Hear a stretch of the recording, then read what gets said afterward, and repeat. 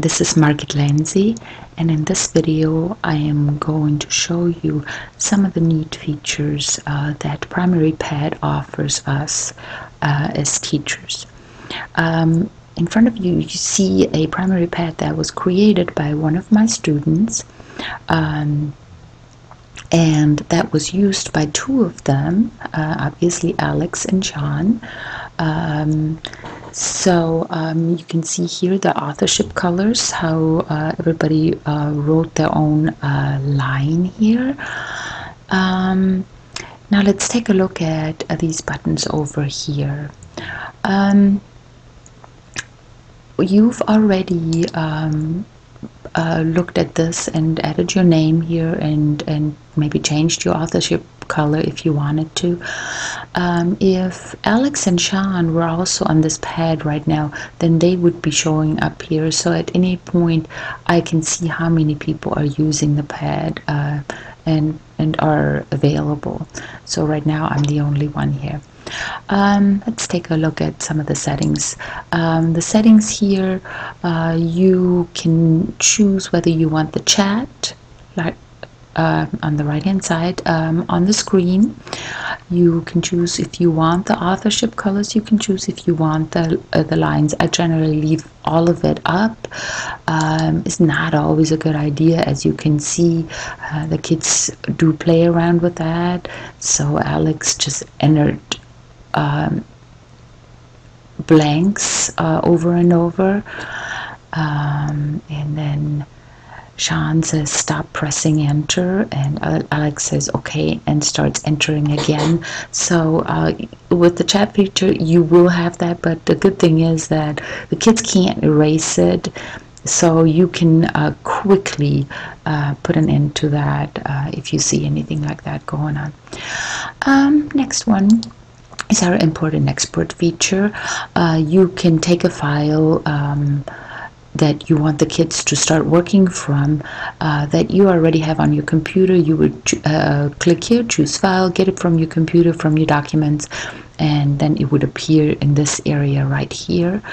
You might want to ask the kids, once they're done, to take their document and export it as a Word document, which they then print out, or they then add to maybe a collection of other things that you have in Word, or as a PDF, for example. Let's take a look at the share and embed. Okay, share and embed. Generally, when kids work in groups in PrimaryPad, you will have one of them create the pad. You could, but you don't necessarily have to. One of them creates the pad, goes to share this pad, highlights this and copies it, and then sends this link to the partner or partners via email. It's the easiest way. I mean, you could just copy all of these letters here, but that might be a little cumbersome. If you wanted to have this whole pad, all of it, embedded on a website, you would grab the embed URL. Okay. By the way, this symbol up here is generally recognized as an embed symbol. An embed generally means that you are taking the whole window and embedding it on a different website. Alright, so this is the sharing. You can share the pad as a read-only document. So, for example, you might want the kids to have access to other groups' pads, but you don't want them writing on them. So you would just give them read-only access. All right, and then this one here is a new feature. If you click the star here, it says this revision is now marked as a saved revision, so you could go back to this at a later time and retrieve it as is.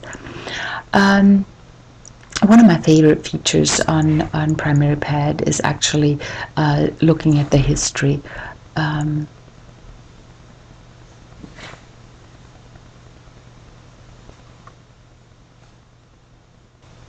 So when I click at the history on the history button, then I have a time slider that appears here. Okay, so I can move this all the way back, and this is the beginning of the pad. Okay, and there we are at the end. So I want to see what my kids did and who did what on the pad. I click on the play button, or maybe not so. I'll take the time slider back. I click on the play button, and here I can see the pad in the making, and everything that they wrote will be there. So this was the first time, I believe, on PrimaryPad, so they had to play for a little while. But see how I can see exactly who wrote what and how long it took them. And at what time they wrote it as well. Okay, so I have the date right here, and then if I don't want to go through all of this, I want to look and see a different date, April 16th, what they do on April 16th. I can just take the time slider and fast forward it. If I'm done with that, I just return to my pad. Okay, I want to point out two more features on this before I finish this tutorial. The first one is here, the clear authorship colors. If I know what the kids were doing, and it's actually a little bit hard for me to read it like this. I just want it to be without the authorship colors. It asks me again, is that what I really want to do? Yes, I do. And here we are. I've cleared the authorship colors. The kids can do that too, and you might think that, oh well, if they do that, then I don't know who did what. But again, with the history, you can still see all the colors as they were before somebody cleared the colors. This is a new button. It's not working quite yet. I will get back to this once this is functional. And that's it for right now. I hope this helped. See you next time.